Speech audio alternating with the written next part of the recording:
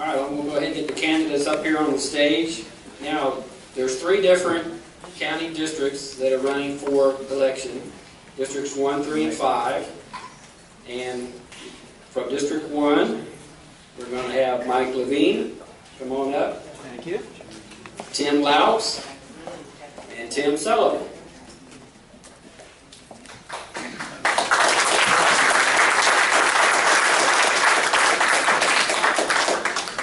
For District 3, we have Wendy Breeden. Come on up, Wendy.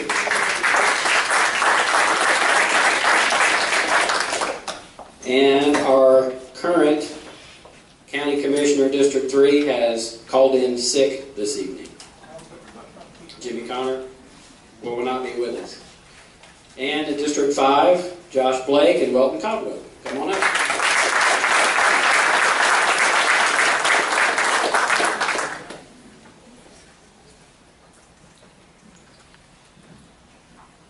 All right, I want to tell you quickly about some events that we have coming up because I want everybody to know about them. You guys can go ahead and sit down.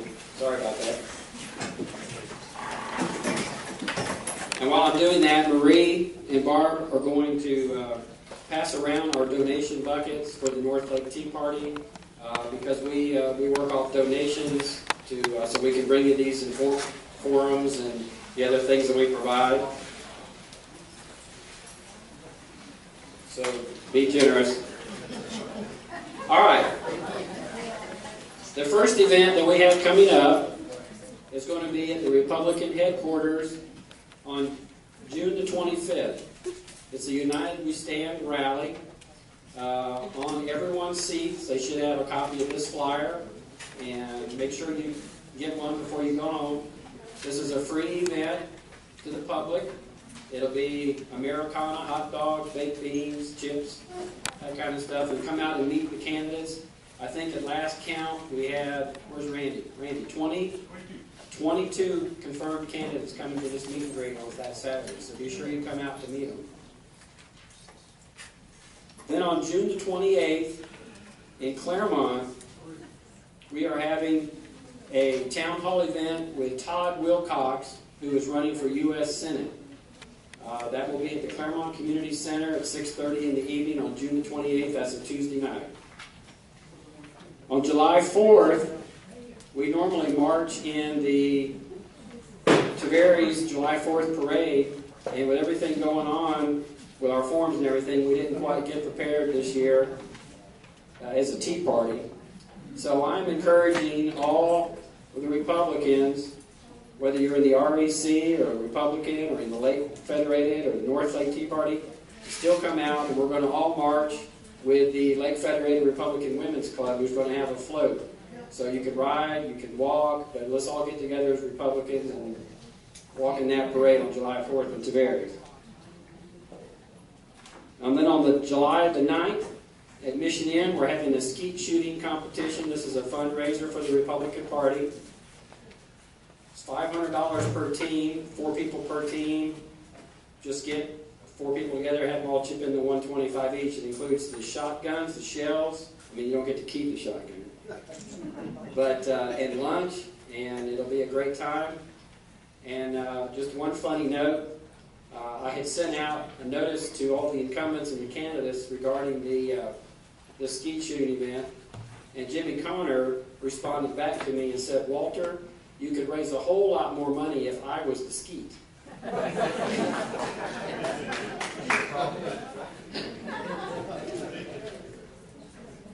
Okay, on July 21st, in this room, we're going to have a forum for the sheriff's candidates, the Republican sheriff's candidates. I see Andre is here. Are there any other sheriff candidates here? No? Okay. Then on the 23rd of July, at Donnelly Park, we're going to have a volunteer rally. This is getting people ready to become volunteers for knocking on doors, phone calling, emailing, letter writing, whatever we got to do. This is a rally in Donnelly Park to get that going. August the 3rd, in this room, we're going to have a forum for the Florida Senate District 12 candidates. That's the new Florida State Senate district that this area is in. Those candidates will be here on the 3rd. And on the 18th, through lots of legal manipulations, we're actually going to have a forum for all the judicial candidates. The 5 judicial candidates are going to be here on the 18th.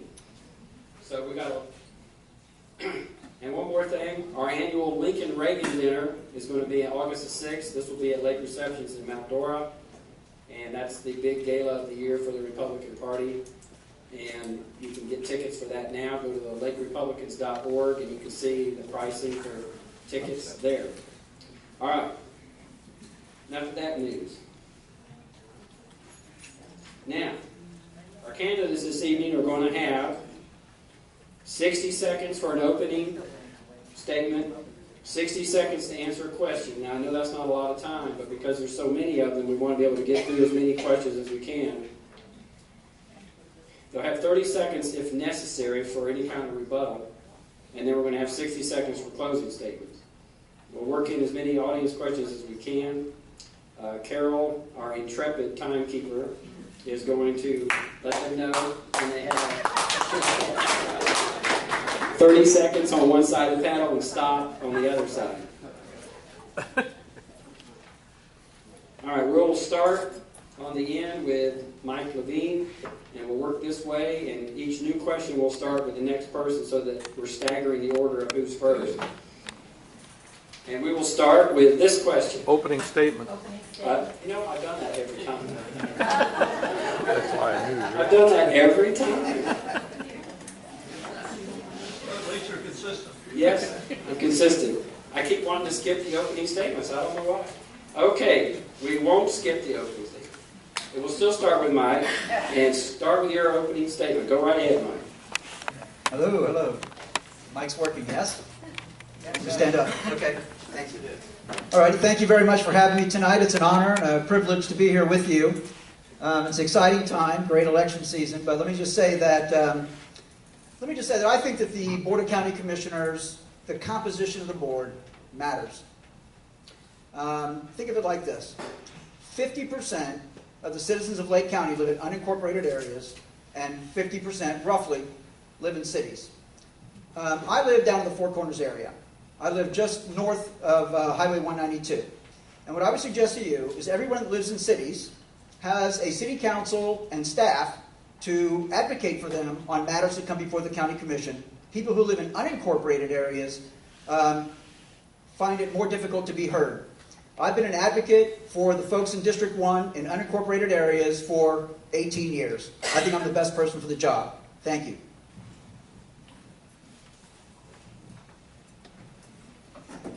Good evening. I'd first like to start with thanking the Lake County Republicans, the North Lake Tea Party, and the Lake Federated Women's Republican Club for sponsoring this fit this evening and allowing me to speak with you. For those of you who don't know me, I'm Tim Louds, current mayor of the city of Groveland and your candidate for District 1 County Commission. Since we only have 1 minute, I am going to fast forward to my plans of being elected. First off, I'm going to be bringing conservative common sense to Lake County government, preventing unreasonable spikes in your property tax utilizing my Spark growth plan. This plan will effectively lower your property taxes in the commercial and residential sectors. Securing Lake County's future through economic development and common sense plans. My plans resulted in over $9 million in growth in the city of Groveland alone within less than a year and a half. The cost for doing that was $200,000 with the recoup time of 10 years. It's unheard of in the industry of economic incentive plans. Protecting your property rights and protecting the rights of adjacent property owners to peaceful and harmonious coexistence. Thank you.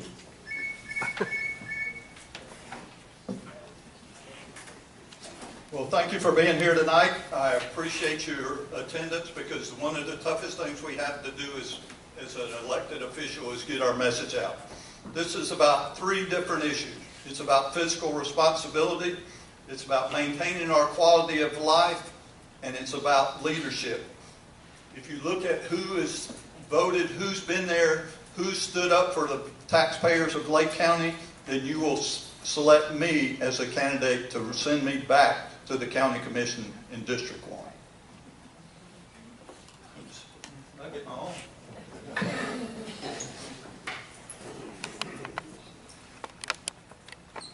It's on. It is on? Yes, ma'am. Are we done? Okay.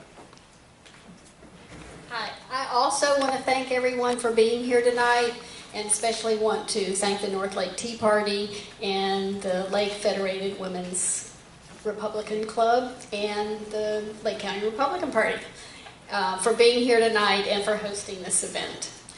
Most of you know me, but I'm Wendy Breeden, and I'm running for County Commission District 3. I grew up and was raised right here in Lake County, went to Leesburg High School. I have a husband, Jim, who's never here, and a son, Austin, and I believe in a prosperous Lake County. I believe we can be fiscally conservative and responsible, protect the quality of life that is unique to Lake County, and have a pro-business environment. And I hope by the end of tonight, you'll know that I'm your candidate. Thank you. Wait, stop. Sorry. Is that my start or her stop? That's it, I'm done. Okay. My name is Josh Blake, and I'm a commission candidate, County Commission District 5. My wife and I live in Lady Lake, Florida, and I just want to give you a warning that if you see me beating a path to the door early tonight, it's not because I get cold feet. It's because we're having twins at any day now. We're having a boy and a girl pretty soon here, our first kids. So we're pretty excited about that. I'm running for county commission because I fundamentally understand the relationship between government and the private sector in the following way. The first thing I want to tell you about macroeconomics is that businesses exist not to create jobs, but to make a profit. A profitable business is going to benefit the entire economy. So the second thing is that the government exists to prop up the private sector and not the other way around. The government exists to make sure the private sector is successful. And the third thing is I do not believe in double standards. I don't believe that the government should operate under a different system, different rules. In other words, if expenditures exceed revenues, we can hit a button and suck a little money from everybody. That's not the way families in Lake County have to handle it. That's not the way business owners in Lake County handle it. So I think we need to all play by the same rules, and I would appreciate your support on August 30th. Thank you, and I'm Welton Cadwell, and I currently serve as the District 5 Commissioner. And I want to thank you for the opportunity you've given me to serve for the amount of years I've had.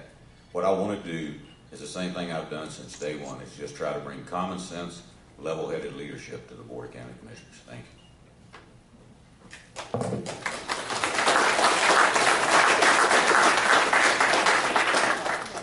you. All right, now I'm free to move on to the first question.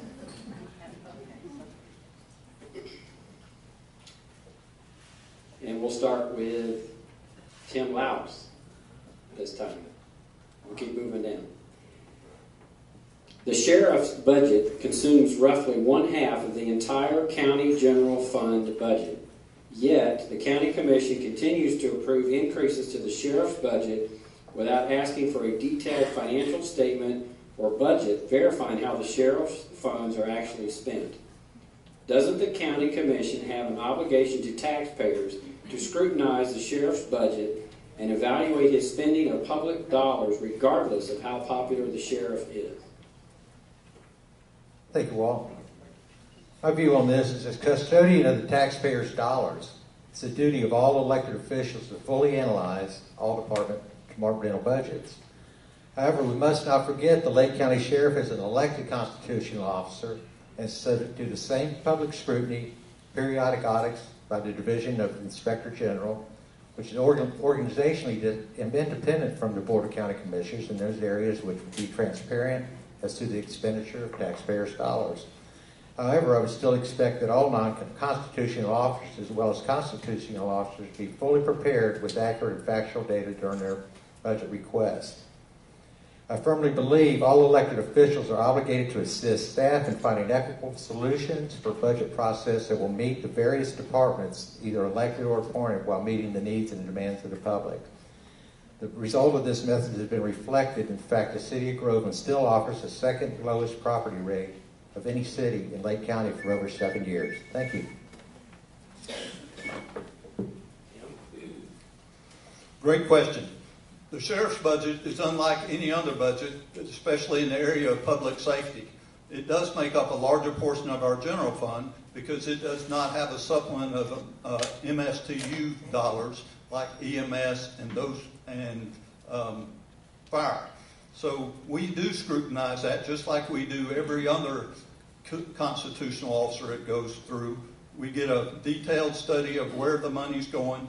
And give you a great example is he probably runs the best jail system that we have throughout Central Florida, because if you look at the cost that they do to run the jail, that's an example of his fiscal responsibility. And my conversations with the sheriff, he has always been forthcoming in whatever I needed as far as fiscal responsibility as we move forward.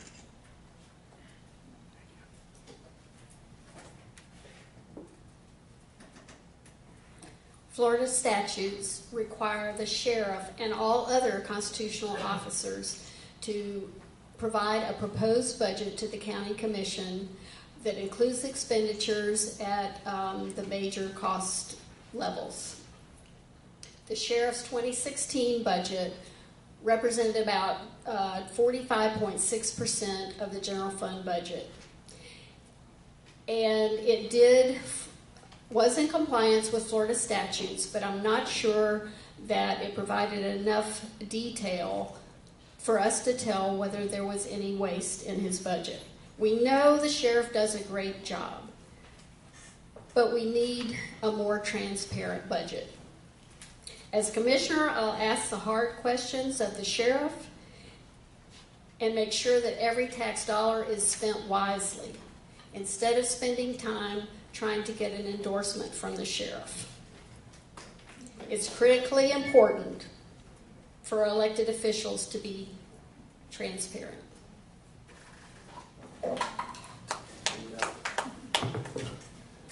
I just want to start by saying that, as a constitutional conservative, I believe the core functions of government, state, local, federal, but especially local government, is public safety and infrastructure, and public safety includes law enforcement. We don't know who the incoming sheriff is going to be, but when it comes to government, and particularly government budgets, I do not believe that you can have too much transparency. I don't believe there's an amount of transparency that suddenly hurts the taxpayer. So, I think it's important for the county commission to work with the duly elected sheriff of the county, but I do think it's important to ask the hard questions and to make sure that there's some transparency. Thank you. Being last, I don't want to repeat everyone, but being a constitutional officer, the sheriff has the ability to create his budget, and we hope that we have a sheriff who's a professional law enforcement officer who would understand what's needed by the county. During the budget process, we give the sheriff guidelines in regards to what we anticipate any additional revenue that he would have to work with or not to work with. And our chairman then meets with the sheriff, and individual commissioners have the opportunity, and most of us take that opportunity, to meet with the sheriff to go through his budget and discuss where we think that there may be some problems. Thank you. Okay, Mike. Thank you very much. I think, ladies and gentlemen, that voters should always elect people who are dedicated and enthusiastic about being transparent. I think government should, in a front-of-mind way, appreciate that all of the revenues that pay the bills in the various levels of government, the county for sure, come from taxpayers, from the private sector. I think we need to elect people that are front-of-mind aware that private sector individuals fund all levels of government. I'm concerned about the transparency, not only the sheriff's budget, but based on what I just said, I think all the constitutional officers should enthusiastically present their budgets and make sure that taxpayers are very clear about where the money gets spent, just so we can have a good, trusting relationship between the private sector and government. The other thing about the sheriff's budget in particular that I would say is, we have 12 other police departments in Lake County. And I'd be very interested in analyzing the efficiencies and the total cost of law enforcement when you look at all the law enforcement agencies. Thank you.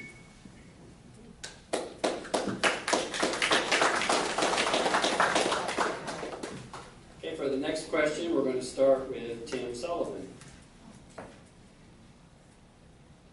Do you support term limits for the county commissioners? And if so, how long should that limit be? In your opinion, how long does one have to serve to be considered a career politician? Well, that's a great question. I do believe in term limits. I believe in term limits at every elected position there is. I believe the term limits have to be long enough so that you understand the inroads in which you're getting into. I think 3 terms is the maximum anybody should serve in any particular capacity. And so I think that answers the question. And I will tell you that I am not, this will be my last term, because that's the promise I made, that I believe in term limits, and I'm not a career politician. Wendy? I do support term limits for the county commission office, and I think they should be no more than 8 years. In fact, I do personally pledge to serve no more than 8 years, even if term limits are not enacted. I think new ideas and fresh approaches are good for county government, and I think if we had term limits, we wouldn't be having some of the personal political fiefdoms that are in existence today. I think being a career politician is more about how you serve, really, than how long you serve. And a career politician is someone who spends more time working the system to curry favors to stay in office rather than to do what's good for Lake County. I am not a politician, and I will not be a career politician. I do support term limits at the state, local, and federal level, and I think my wife and I were talking about this the other day. I think that in terms of calling someone a career politician, you know, your average career in the private sector is, 20, if you're public service, up to 30 years. And so I don't think it's quite the same, but I think that more than 2 terms probably qualifies you. And I'd be in favor of capping it at 2 4-year terms in terms of the county commission. And out of respect for my opponent, I'm even willing to cap it at a 1/4 century. Well, the one thing that folks know about me is that I'll always say the truth, whether you want to hear it or not. I do not want to win the Hypocrite of the Year award tonight, so I will tell you that I don't agree with the term limits. I think in Tallahassee that it's been a mistake when you pick a Speaker of the House before they've ever cast 1 vote. And I think it's bogged down Tallahassee, and I think it would bog down Lake County. I think the question of a career politician gets bogged down, again, what Wendy brought up, is how do you serve? And what's wrong with being a dedicated public servant that does a great job? And that's what I've tried to do. So I know it's not a popular answer, but I disagree. I don't agree with term limits. Every 4 years is a term limit. And the people of Lake County can let me continue to do my job or let Josh do the job. Thank you.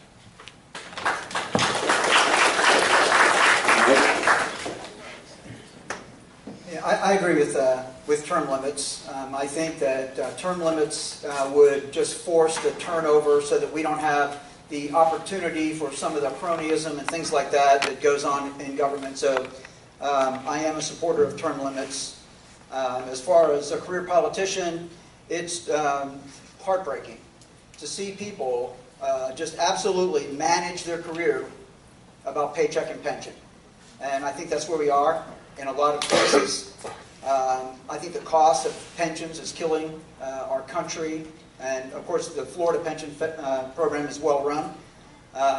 But I just fear that, for me, one of the biggest challenges that I have on this subject is that I really think in Lake County, we need to have a concerted effort to build a strong private sector that does not rely on government funding in any way, while we make good use of government money. So that's my biggest concern, probably the reason I'm running, is to make sure that in Lake County, we're driving private sector economic development. I too believe in term limits. First, we need to define what a career politician is.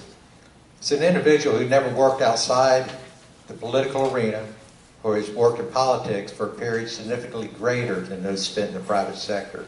It does not specifically refer to a single office. Career politicians is an ambiguous subject at best. If you have a gentleman that does, or a lady that does an outstanding job as an elected official, they should be allowed to keep their office. But however, I would support terms no longer than 2 years. We have to remember the public has the opportunity every election period to prevent career politicians simply by changing offices, by voting them out of office. Legislation in doing this is kind of unneeded. I feel that if the public is not happy with a particular elected official, they do have the opportunity to vote them out within a 4-year period or a 2-year period. Thank you.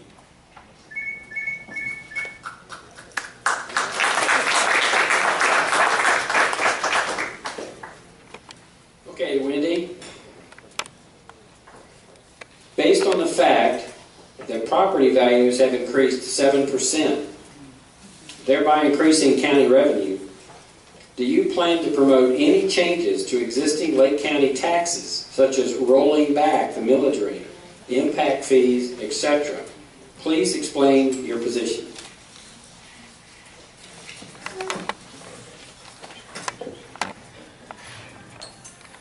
For Lake County to prosper, we really need and we must reduce the overall tax burden. With a projected 7% increase, it's absolutely necessary for us to roll back the tax rate. Especially after a 14% increase 2 years ago, coupled with a dramatic increase in impact fees that's actually caused Habitat for Humanity to pick up stakes and move to another county. A case could be made that my opponent acted like a career politician 2 years ago and raised taxes dramatically 2 years ago so he could champion a rollback rate this year when he's not running for election. Thank you.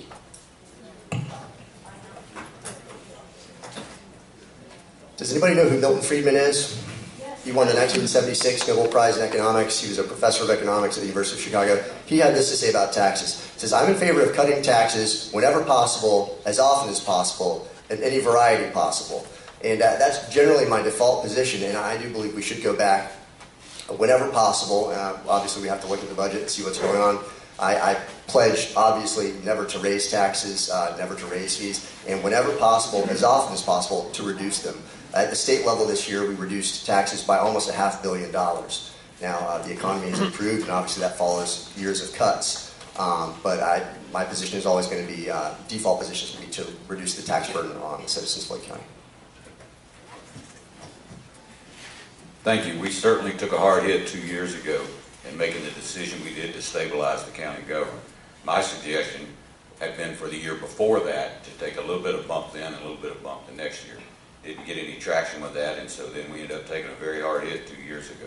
Certainly the economy's changed, the values have grown, and I would support going to rollback. Thank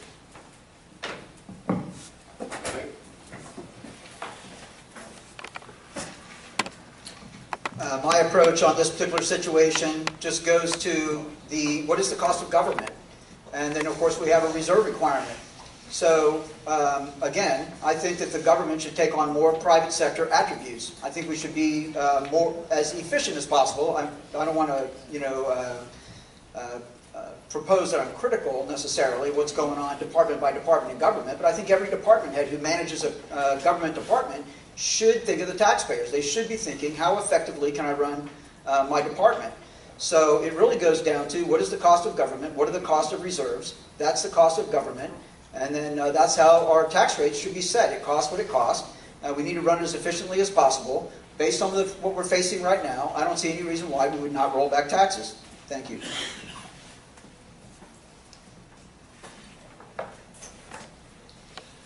Yes, I do believe in the rollback rate, and I think it should apply this year, provided it reflects a recognizable decrease in property tax liability for the homeowners and the commercial sector. Before I go there, we need to fully understand the definition of rollback rates. Under Florida law, if local government adopts a rollback rate, that means that it's not increasing taxes even if the rate itself increased. Why? Because rollback rates calculate property tax values in relation to the total revenue generated by the government.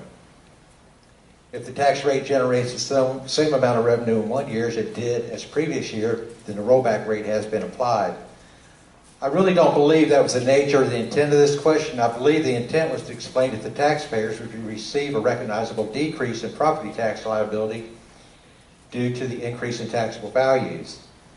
The truth of the matter is what happened in 2014 and 15 was a result of several years of not addressing the issue of decreased taxable values and reduced revenues in a proactive manner and substantial budgetary reductions to meet the decrease in income. Thank you.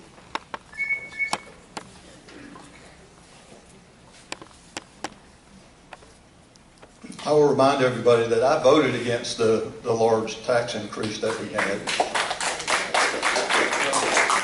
But I will tell you that we scrutinized the budget extremely well. I believe that by maintaining a status quo budget that we're working on throughout every department, that we will roll back your taxes this year.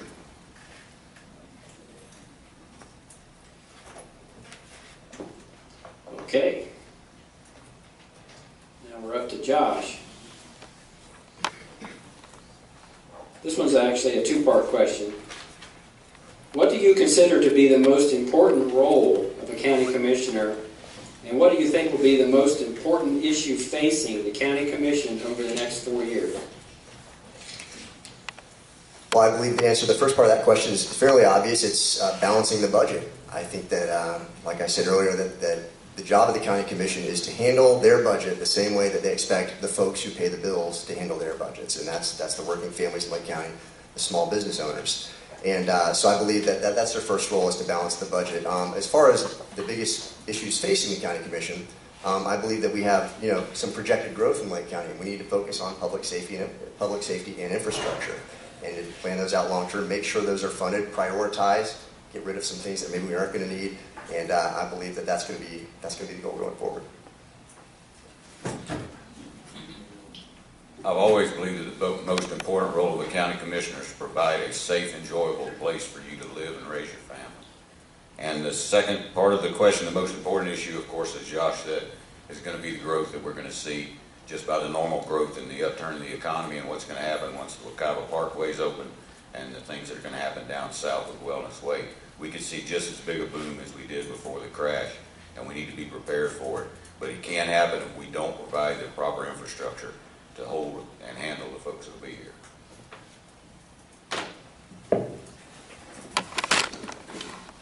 All right, then, pretty quiet room all of a sudden. I agree with most of the other candidates that financial management of the county is the A1 priority of the county commission. That entails a lot. It goes into all of the prioritization of expenses. Obviously, there are necessary products and services that have to be delivered by government, and I think those should be kept at a minimum. I think that government intervention into the private sector is a bad idea. Most often, it's a pretty bad idea. So, as your county commissioner, I will limit the services provided by county government, and we will manage the budget responsibly. As far as the challenges facing the county, I agree with the other candidates that growth is the big deal. But for me personally, again, I think it's critical in our county, and here's what it is. Leadership starts at home. When we look into the federal government, we all like to complain about what's going on in the federal government. But let's ask ourselves, are the things we're complaining about Washington, D.C., how do we measure up here at home? So I like private sector job growth, private sector business creation. Thank you.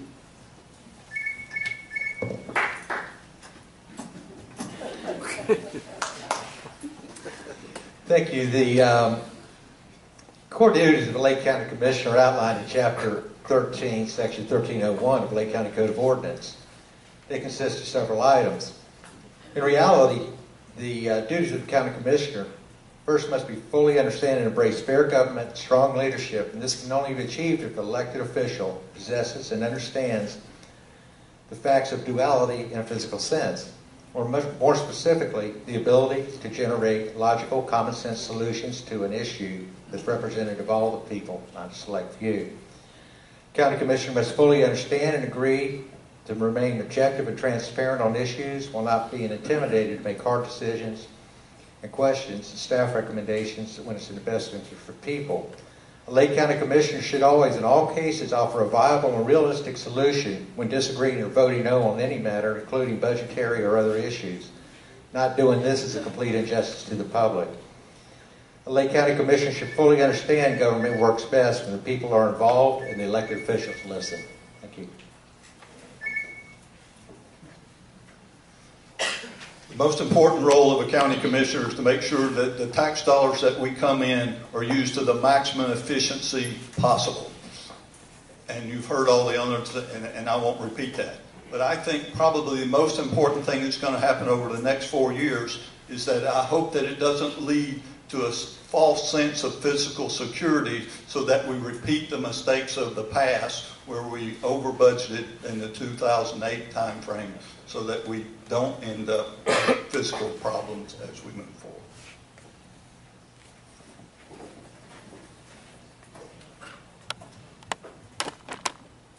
I believe the most important role for the County Commission is to facilitate a positive environment that's going to bring us good paying jobs with the least amount of tax burden. The most important issue facing the economy over the next 4 years is the economy. I don't believe my opponent has the temperament nor the tone to create a positive economic environment. And we must change the culture of local government, the anti-business climate, and bring more professionalism back to all seats on the commission. And I know that I can do that.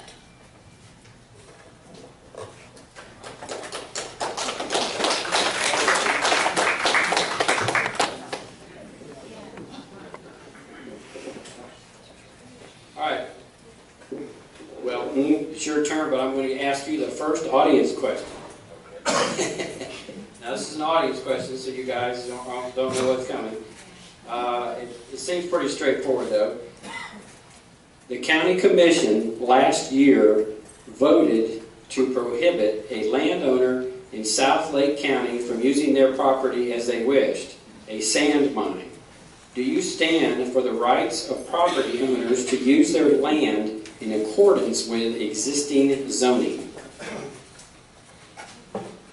I won't speak on that particular case because we're involved with a lawsuit with that case, but I do believe in property rights, but you also cannot forget the property rights of a neighbor.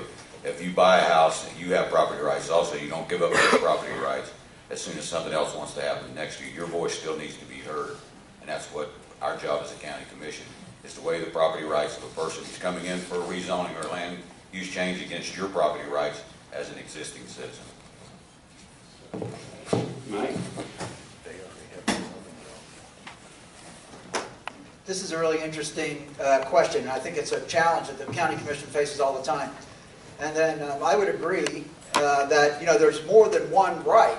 I'm a real estate broker, so property rights are a big deal to me. And there's more rights than just the right to technically control the use of your property.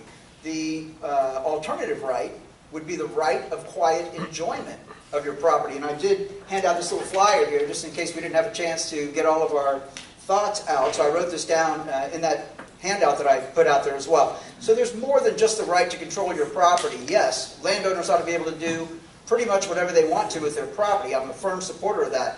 But I also believe that existing property owners have the right of quiet enjoyment, and someone's right to control and develop their property does not supersede their neighbor's right to enjoy their property. I would say to you as well, from a county commission perspective, that economic development is critical. We must let investors know that we're going to honor their private property rights once they get here. Thank you. I'm a firm believer in property rights. I'm also a firm believer in the existing citizens' property rights to a peaceful and harmonious coexistence while encouraging new commercial growth. That particular sand mine was located in a location of a highly sensitive environmental area. It would have affected the water supply for 8,800 square miles. I could not for the life of me figure out how we could put a 1,200-acre sand mine in an urbanized area off of Highway 27, running dump trucks and heavy equipment 24 hours a day, 7 days a week for over 20 years. It only created 20 jobs. That would have completely devastated the South Lake area. I am opposed to that sand mine in that location. I'm sure we could find other locations throughout Lake County that would be much better suited for that. I agreed with the commission when that was denied, and I'll stand behind that if elected. Thank you.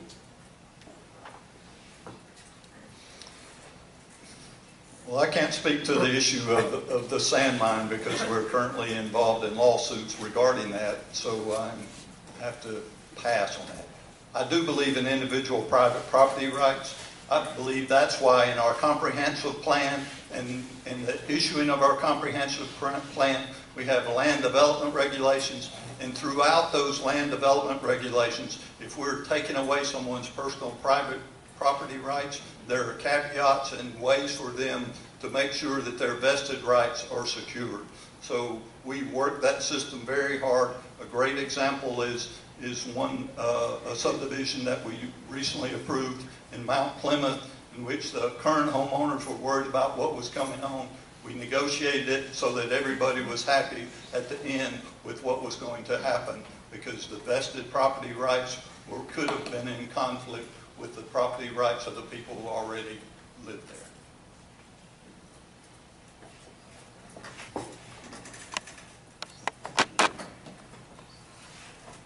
As others seem to agree, I believe that property rights are at the heart of our Constitution and should be at the heart of the way we do business. That said, as everyone else has mentioned, there are always two sides to the property rights issues. So it's inherent upon the county commission to work with all parties and try to find a middle ground wherever possible and work to reach a solution that helps everyone. It's not always a cut and dried issue, but it's probably not appropriate to talk about the instance that is now under litigation. Thank you. I'm going to echo a few of the folks up here. This is an issue that was voted on. It's a 3-2 vote. There's pending litigation. I think we'll all be better prepared to comment on this after we get the ruling there. But I would just say, as a default position, and just in a generic sense, that I'll quote Thomas Jefferson here on property rights. I'm at my core a property rights guy, and life, liberty, the pursuit of happiness was originally drafted life, liberty, and property. And Thomas Jefferson made this comment. He said, "If you can't do what you want with your property, it's not your property." All right, put it all the way through. Great. So now we're back to Mike. That's exciting. And you've kind of hit on this topic a little bit already, but the current school board candidates are saying we need better schools in Lake County to promote economic development. What other ideas do you have for promoting economic development in Lake County? This is my favorite subject, so I did cover this in a little more length in the handout that I have here. But I'd just like to submit to you that every county commissioner, the 5 county commissioners, should be our top salespeople in Lake County.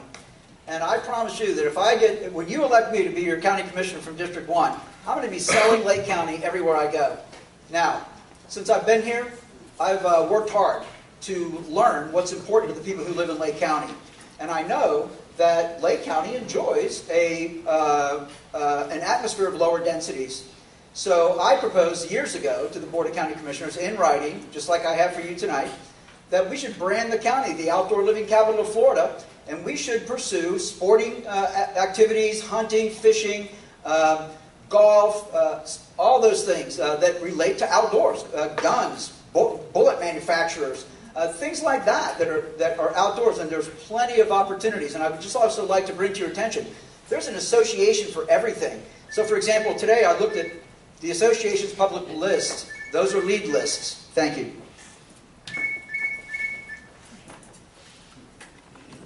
This isn't a new problem in Lake County. It's throughout every county in Florida. Every school board has shortages we're faced with the chicken or the egg thing. Do we build schools and wait for the people to come? Schools are hereditary. They always run behind building growth. I think in this particular case, the Lake County Commission needs to partner with the school board on a closer relationship that they have now. We need to begin to look at what other counties are doing in relationship to schools. The school board has one primary source of, or actually two, is the school impact fees and the school taxes.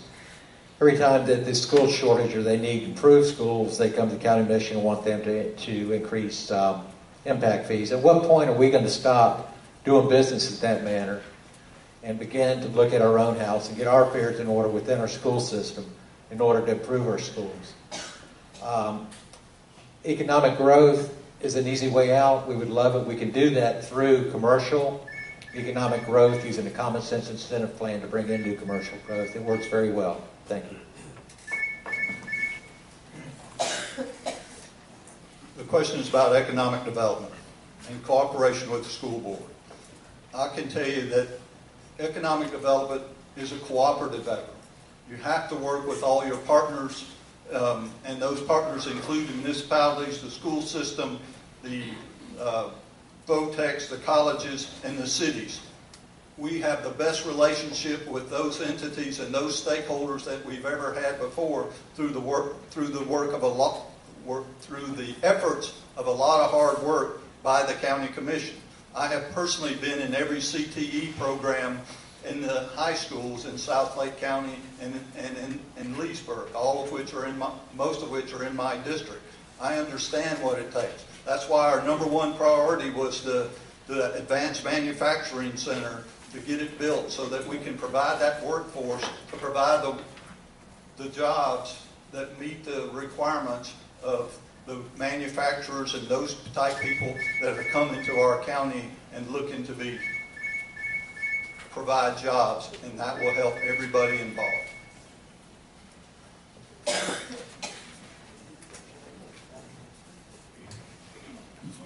First, for economic growth, we need stability for all of our elected leaders. As far as the school system goes, we want to continue to work with our educational partners to improve workforce development. And I think the county commission can assist the school system by celebrating their many successes, but while recognizing that they need to improve. Lake County is the little fish in the big pond of Metro Orlando. And I think it's worth looking at to reduce our membership in the EDC and use that savings to go out and hire our own headhunter who will specifically work with Lake County to bring jobs and businesses to Lake County.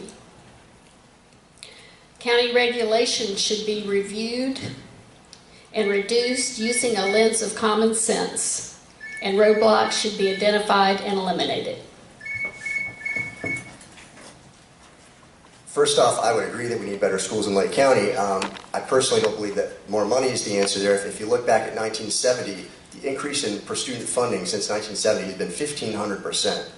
It looks like this on our graph. The SAT score is flatlined. So I would argue we haven't gotten much for our money there. I think there are other things we need to do. I don't think funding is the issue. When it comes to economic development, I'm an old school Adam Smith fan. I believe in the invisible hand of the free market. I think the best economic development the government can do is just to stay out of the way and let the private sector do what it knows how to do. When we meet with companies and talk to companies about coming to Lake County, workforce is the first thing that's brought up. Infrastructure is the second thing that's brought up. I have fought for infrastructure to make sure we have the backbone of infrastructure that will promote new businesses. And then when it comes to the workforce, the Advanced Manufacturing Center that Commissioner Sullivan brought up, that Commissioner Campion championed with the school system at Lake VOTEC, will be a flexible training center. As new companies look to Lake County, with it and the college, we can offer training no matter what type of business they're bringing to us at the drop of a hat. And so we're excited about that and moving forward with it. Thank you.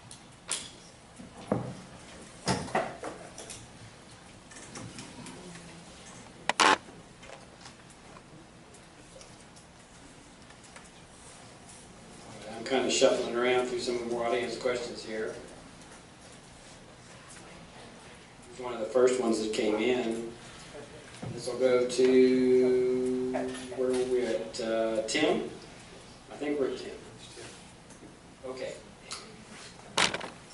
Please address the issue of annexation and de-annexation and your stance.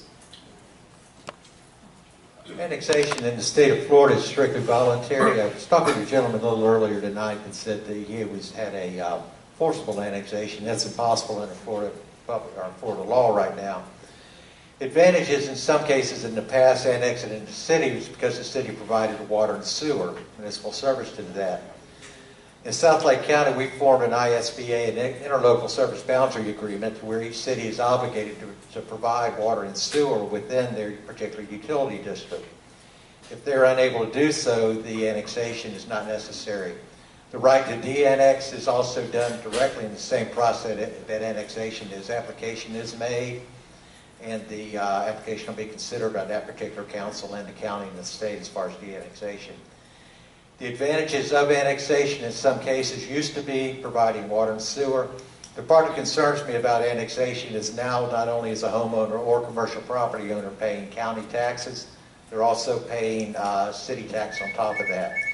I believe that the county needs to look at when a property is annexed and their services are lowered, that the property rate tax that that particular entity pays is decreased at the county level. Thank you.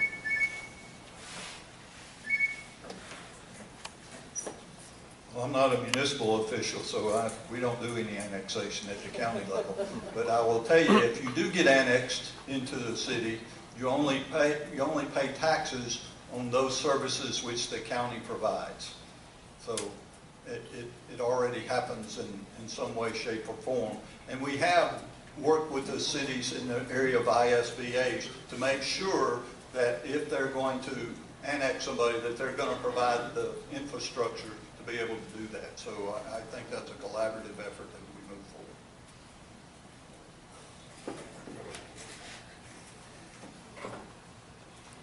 I can't say that this is my area of expertise either, but I do know that the county has ISBAs with many of the municipalities now.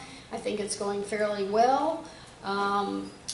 I don't hear of de-annexation very often, but I do think it's important when the cities annex properties in their city limits that they are able to provide the services that they say that they're going to. Thank you. I guess I can speak for as Mike said, approximately 15% of the people who live in unincorporated Lake County. My wife and I live in unincorporated Lake County outside of the official Lady Lake municipal boundary. And when it comes to annexation, a lot of folks who live in unincorporated Lake County have a septic tank and a well like we do, and they're perfectly content doing that. So I think at some point you might have mission creep on the part of these cities who are constantly trying to expand. There are a lot of people who live in unincorporated Lake County, and they like it just fine. The annexation boom in Lake County was based on a decision the board made years ago not to get into the utility business. And when the board decided to do that, that left developers who wanted to come in and build developments, good and bad developments, at the mercy to deal with the city. That was a mistake the board made long ago. We've got a couple opportunities, I think, now where we may have that discussion where the county itself would get into that business. That's one of the things then that would slow down annexation. The other thing we're going to have to do is all the agreements for annexation include when you become contiguous with the city, then you have to annex. The infill portions is where we have the problems because some of the cities have grown so far out with their utilities that they're trying to overreach what I think is their authority in regards to annexation of the infill. That's something that the board will have to work, and we'll have to work with the cities on that. Thank you.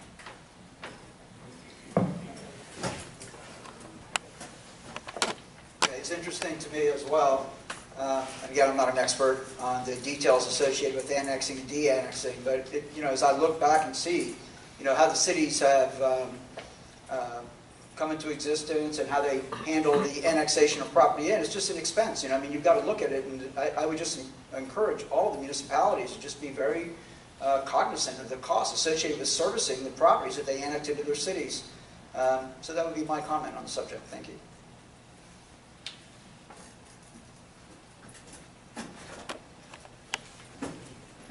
Well, you're talking about the service agreements. That kind of segues into this question right here. And we're up to Tim Sullivan. The waste management and hauling system supported by the county commission is losing millions in funds, as announced in the recent CAFR and annual financial report presentation. What can be done to reduce the losses? Well, it's a misnomer to say we're losing millions. Actually, the revenue sources went down because we took all the tipping fees, and it's taken over by waste haulers who pick up the garbage, and we also reduced the tipping fees, and all the solid waste goes outside the county now at a rate of $27.50 a ton. That's revenues that used to come into Lake County and put in our landfill. The problem we have is we didn't fix the rest of the issue, which is the free services that we provide. So the leachate, the maintenance of the landfills that we own throughout the county that we have to maintain. And so we didn't budget appropriately from that as we move forward. The actual number that we probably lost or when the revenues or the expenses exceeded revenues was about $400,000, and we covered that in the general fund.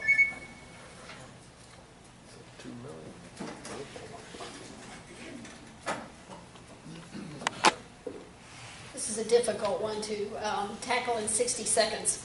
But as others have said, the current assessments really do cover the cost of the direct hauling services.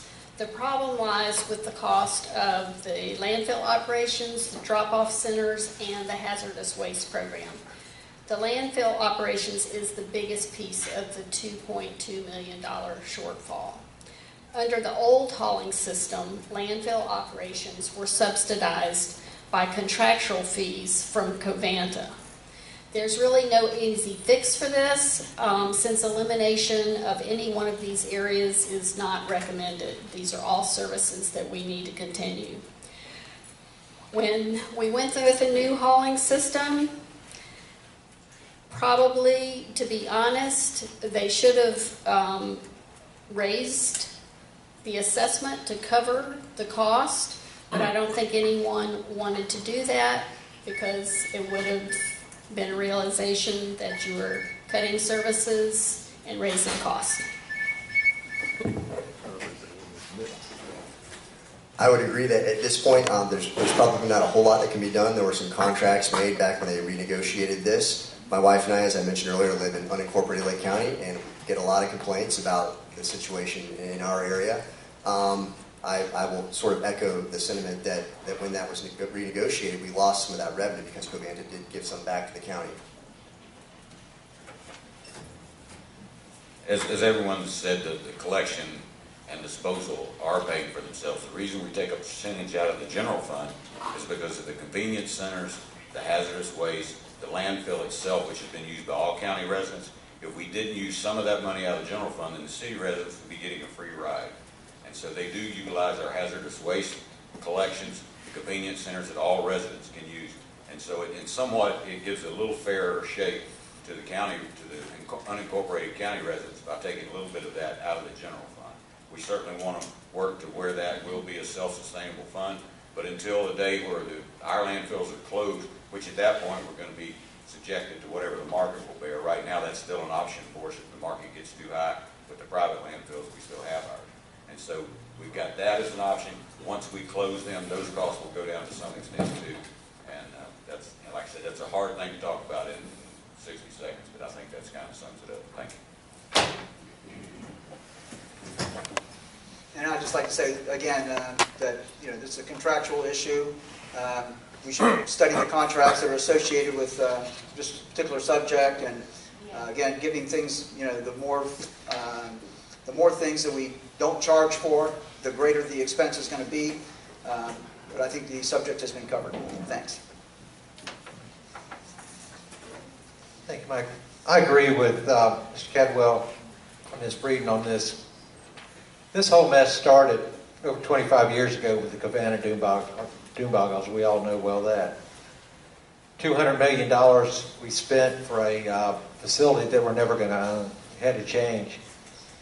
Cavano, the costs are reduced from $37 a ton, our total of $2.6 million, to bury 69,000 tons of garbage. It's been reduced to $19 a ton to $1.3 million annually.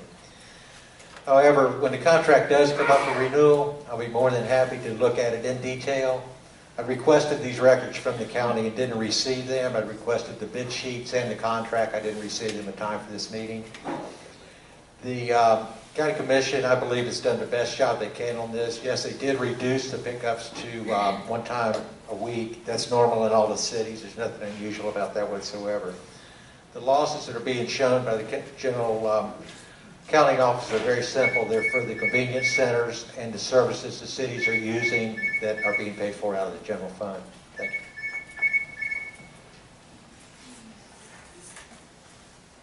you. Okay, Wendy, go with another audience question. What are your priorities regarding the budgeted activities of Lake County?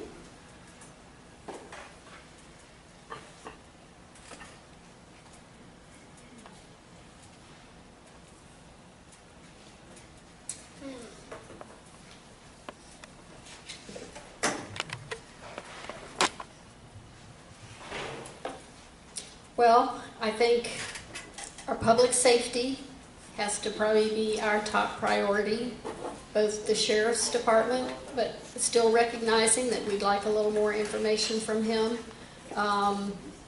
or whomever the sheriff may be. Also, our fire services, they're very important. That and EMS, we need to look at those. While I'm addressing priorities, I'm also saying that we need to continue to look for ways to make reductions and efficiencies if possible. Next, I would really like to look at our growth management areas and see if there are ways to be more efficient and to get rid of some burdensome regulations. It's really not as much a budget issue. As far as budget priorities, at the risk of sounding redundant here, public safety and infrastructure, I believe those are the core functions of government. And when it comes down to a tough budget year, when you have to choose between some things that you'd like to fund, I think that, for example, making sure that the firefighters have the life packs, that are operative and needed, is more important, for example, than a new park construction in a certain part of the county. So I think you have to prioritize like that, and I believe it always is coming out of public safety and infrastructure. I would assume everybody's going to answer that exactly the same. Of course, that's the backbone of our community. Public safety, especially with what we've gone through the last few days, is in everybody's hearts and minds. The infrastructure that we've got to have if we want to continue to grow the county, housing-wise and commercially and manufacturing, we've got to have that infrastructure. We can't abandon it. And I've also been an advocate of not abandoning our active park system, because I think that's an asset. That's another thing companies ask us about. If they're going to move here, what kind of other assets do we have for their families? And we cannot abandon that. Thank you. And I would agree, that, again, just going back to the conversation about providing public services, obviously that's the role of government. That's what we do, to just make sure that all the infrastructure is in place to take care of the day-to-day things like taking out the garbage we were talking about just a moment ago. Road infrastructure is happening here, so that's really important. So, again, in my mind, once we've covered all of those necessities, for me, it's really important about building a private sector economy, not relying on, again, I like to look at the Burnham situation that's happening over in Lake Nona. I mean, how many organizations, how many government entities have looked at Lake Nona and said, boy, wouldn't we love to be just like them? And now we find out that Lake Nona is running out of money. They want to deed that over to the University of Florida. All of those employees would have gone on our state pension plan. The governor got involved. So this is where I think we have a big risk, is by just continuously chasing government dollars instead of building a private sector economy.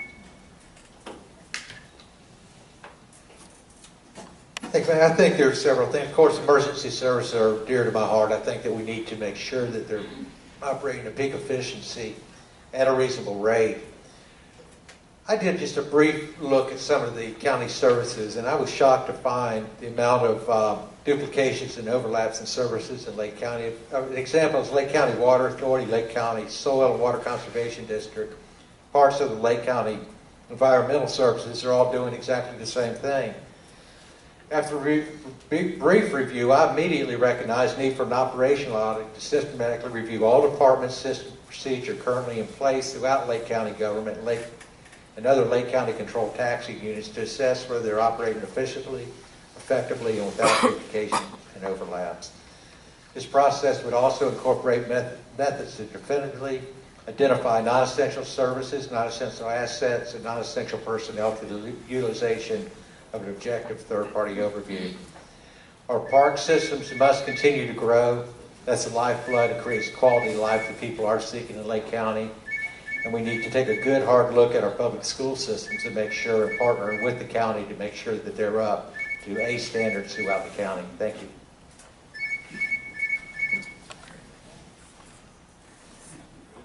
I told you she was intrepid. She's good. She's good. Obviously, public safety has to be number one. That's why it makes up 51% of the budget in Lake County. Our ambulance services run 43,000 calls a year and spend over 1 million miles. So to service the 325,000 residents that we have here. The fire department. We have an ISO rating of 2, which is highly effective. We can't control that. That's as good as it can get based on the fact that we don't do services throughout. But I think key to our next priority is economic development. 70% of the tax revenues that come into Lake County come off the backs of homeowners. If we don't change economically the way that we're working, we will never be able to keep up with just the 3% growth rate as we move forward. So economic development is key to us taking the tax burden off of homeowners as we move forward.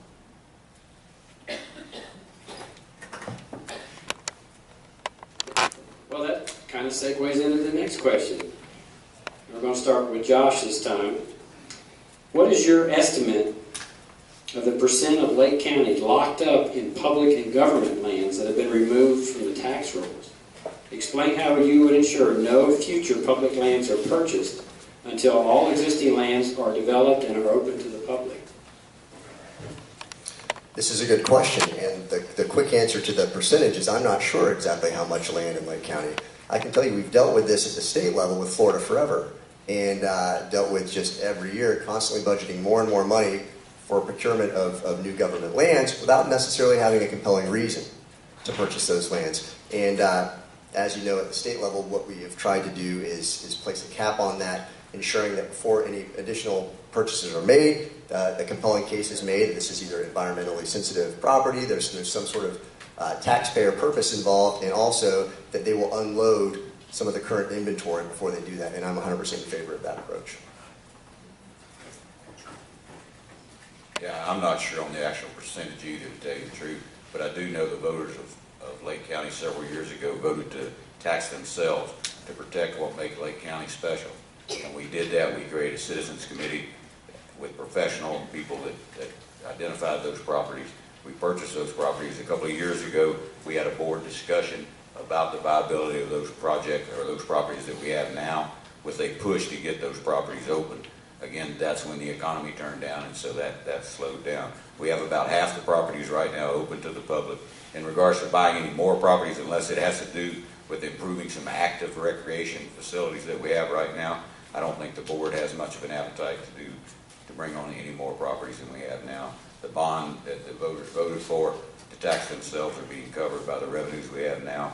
And so I think between the Ocala Forest, the Ocala Protection Area, and the lands that the county's bought, we've done a good job preserving Lake County and keeping it what makes Lake County special. Thank you. And I'd just say that I'm not interested in buying more land, government owning more land, and I think we should sell what we can. Thanks. Levine, that was quick and to the point. sure if everyone is aware, but Lake County encompasses 1,157 miles and 745,000 acres. Currently, there's 167,000 acres of vacant and public environmental protected land. It was either purchased or through donations. Lake County owns 2,797 acres. The Lake County Water Authority owns 4,876 acres. The state of Florida owns 45,000 acres, and the federal government owns 85,000 acres. So when you see a lot of vacant land that's not open to the public, it's not all belonging to Lake County. If elected, I would not agree to purchase any additional parklands unless it was for an essential public or environmental need, and I certainly wouldn't purchase any more without assurances it would be developed for the intent it was acquired within a 7-year period, with exceptions of environmental sensitive land that are needed to protect our ecosystem. Thank you. Well, you just heard the statistics, so I don't need to repeat those. But I will tell you that any public lands that are owned by the county, we constantly look at every year. We have some property, for instance, in Lady Lake that's on the county rolls that we've been trying to get rid of, but nobody wants it because it's pretty much useless. So we look at that every year. Most of the land, and you heard the statistics, the property owned by the county is very minuscule compared to what's owned by the other government entities that I don't have any control over. Okay, so nobody else gave you an estimate of percentages, so I can do that.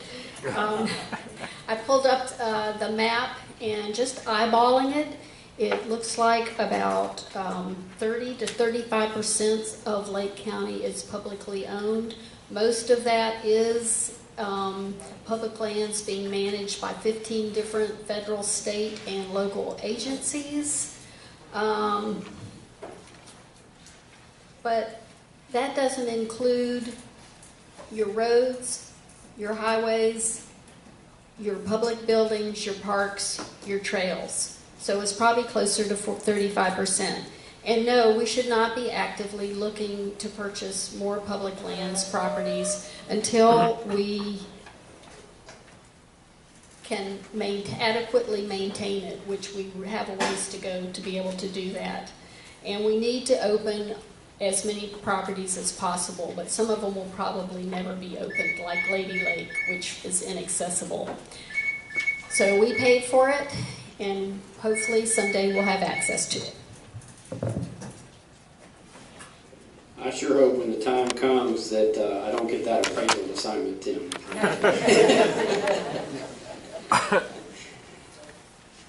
Okay, Welton. Now this question here, if the person that you are going to ask it to is here, ask them the question and they can respond to you. If the person you were going to ask this question to is not here, still tell us what the question was and the reason that you were asking that question.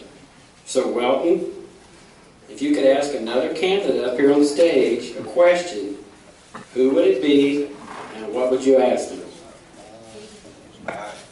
Yeah, when I saw that was one of the questions, I struggled with that a little bit. In fact, Josh and I talked ahead of time, and both of us had the same plan. That we've committed each other to run a nice civil campaign, and I don't know how you would couch a question to the person running against you that wouldn't seem combative, and so I'm not going to do that.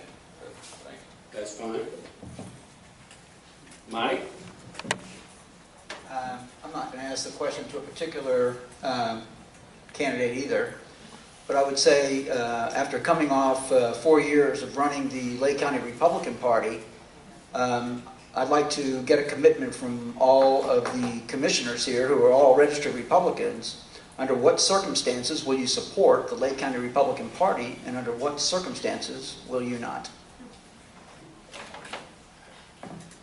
Wow. Okay. Should we get the answers from that? You bet. I think so. All right. So, Tim, Tim Laux, give us a quick answer to Mike's question, and we'll come quickly down the line. Okay. Mike, I wasn't aware that we haven't been supporting the Lake County Republican Party. we all are conservative Republicans, I hope. I will commit to continue to support it as I have in the past. I certainly will not be supporting the Democratic Party or Independent Party or some other parties. I'll continue to support the Lake County Republican Party as I have in the past. Tim? Well, every year I support the Republican Party through donations, those kind of things. But just to give you an example, to tell you how much more I want to get involved, is I just gave my paperwork in to be a precinct committeeman so that I could get more involved in the process. And I have been a registered Republican since I was eligible to vote, and now I'm not going to go how long ago that was. I'll ditto you on that. And honestly, before I decided to run for office, I've always been a Republican, but I haven't been that involved in the Republican Party, although I'm a super voter and I vote Republican. But I have really enjoyed through this process becoming part of the Lake Federated Republican Women's Club, and I've been going to the Golden Triangle Republican Women's Club. I've tried to come to all of these forums, met great people, and I hope I continue to find ways to join you guys more and more. I'll just echo that sentiment. I have come to many of these meetings. Part of the year I'm in Tallahassee and I'm not able to be here. I work in the Capitol part of the year during legislative session. I've always been a very conservative Republican, and that's always been my registration. My wife and I were cleaning the house out the other day to make room for nursery things, and I found my old Dole Kemp sign that I used to wave, back in '96. So if anybody wants it, it's on my porch. You're not that old. You weren't old enough to vote when that was happening. I think as an elected official, we have an obligation to support the party that we belong to. I think the participation by elected officials in the party activity themselves has a lot to do with who the leadership is with the Republican Executive Committee at the time. And I can tell you over the time I've been elected, I haven't always been enthused about that. I think Walter's doing a great job. I think we're moving in the right direction. We look for, you look for our support, we also look for your support. Thank you. Thank you, William. And let me say, there are plenty of precinct committeeman and committeewoman positions available throughout Lake County. We now have 107 voting precincts in Lake County. Many of those need committeemen and committeewomen. So you can go to the LakeCountyRepublican.org website, see which precincts are covered, and if you're in one that's not covered, I encourage you to start coming to our meetings, meet with Randy Van Alstyne back there, he can get you signed up. And that's music to my ears as the new chairman. So, and you were kidding about how long you've been a voter, and it just reminded me of our last forum when Christopher Flint back there kind of insinuated that Alan Hayes had been around since the 1800s.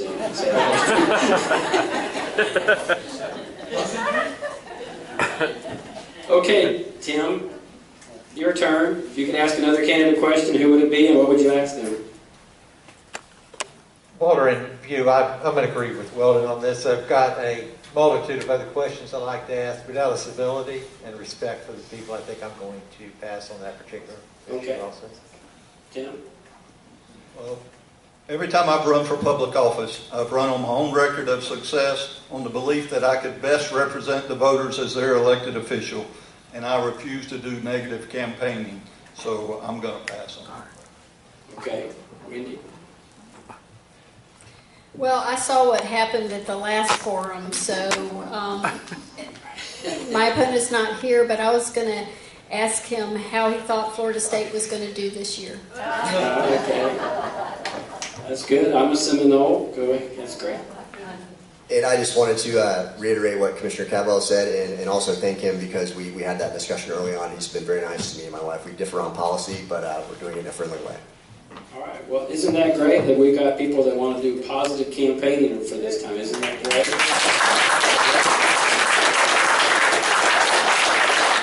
All right. Well, we will. What was that, Mark? Not much fun. No. Yeah. All right. We're going to go ahead and do our closing statements now, and I think we're back to Mike Levine. So, have it. Well, again, I just want to thank you for a great evening. It's been very enjoyable to be here on the stage with... Excuse me? Forgive me. Again, it's been an enjoyable evening. A pleasure to be with the other candidates running for the various county commission slots. Again, I just want to kind of go back to what I said in my opening statement. I'm from the Four Corners area, all the way down in the south part of the county. We're right next door to Walt Disney World. There's huge economic growth opportunities there.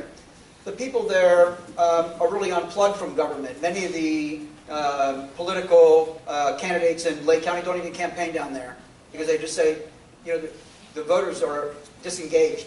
So I think it's really important for this county commission to have somebody like me who's been living down there and working down there for a long time to bring that big economic driver to its full potential for Lake County.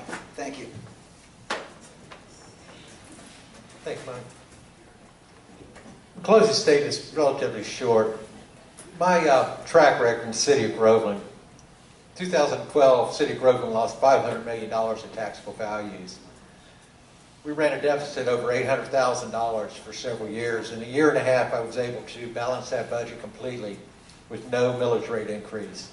We did that by conservative spending, cutting back on capital projects. We were able to bring over $9 million of new growth in the city of Groveland through a new economic incentive plan that's using common sense. We did that for under $200,000 of return on that money within less than 10 years. It's unheard of in industry. We're competing with Orange County, Osceola County, Brevard County, and Polk County for large businesses to come in. If we don't have a flexible economic incentive program to tax these businesses, we'll continue to have 70% of the property tax liability remaining on the homeowner. Lake County cannot prosper on homeowner tax alone. We have to have stable commercial business in order to do that. Over the long term, it will lower the property taxes in the residential and the commercial sector, and we'll begin to see that happen very shortly. Please, I am going to put my statements on www.electlaux.com. Electlaux for LakeCounty.com. You can read my full brief if you would like. The 1 minute didn't give me enough time to go all over with it, and I know that's going to be for about another hour, so I'm going to shut up now. Thank you. Well, let me thank my fellow candidates up here for the civility and trying to get to the real issues that we're trying to lead with Lake County. Secondly, I'll stand on my track record of success, my ability to reach out to the taxpayers to make sure that as we move forward that the taxation is not on the backs of homeowners, and that's why we agree that economic development is probably our #1 priority. And so when you go to the polls on August the 30th, you want to elect the most qualified, the person who's got the experience, and the person that can sit in front of a legislator or sit across the kitchen table to make sure that we understand the issues of Lake County. And I am that person, so I need your vote on August the 30th.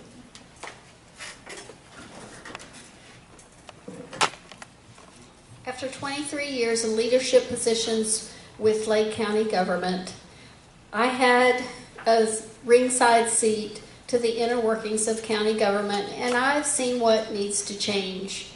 We must reduce our overall tax burden. We must support a pro-business economy to diversify our economic development, our economy. And we must support a culture of professionalism, civility, honesty, and respect. And because I do support and try to practice those values, I need to be clear that the negative mailers about my opponent were not from my campaign. I ask for and would be honored with your vote on August 30th. Thank you. I first want to thank you for coming out tonight. I'm running for some very basic reasons, very conservative reasons. I believe that the American public, whether it's at the local, state, or federal level, are overtaxed and overregulated. And I think the last 8 years has just exacerbated the problem to the point that something that needs to happen. We can't always point the finger at the other government agency, the other level of government, and say, you know, they need to get their act together. I think we need to be fiscally conservative at every level of government. And in 1801, Thomas Jefferson gave his first inaugural address, and he said this. He said, "A wise and frugal government having otherwise restrained men from injuring one another, shall otherwise leave them free to regulate their pursuits of industry and improvement, and shall not take from the mouth of labor the bread it has earned. And that sentiment is something I really take seriously, and I really appreciate your support on August 30th. Again, thank you all for coming out. I get to be the last person before we leave. I've been so fortunate to be born here in Lake County, meeting my wife when we were in high school, raising 4 kids and now 6 grandkids. They all still live here in Lake County. I don't make one decision that I don't think about them, because I think they're a mirror, as my aunts and uncles are that live in this county that are retired, are a mirror of the community. So I don't take any vote lightly. I think about my family, and I think about Lake County, and I am excited to be your county commissioner. I want to continue to be your county commissioner, and thank you for the opportunity.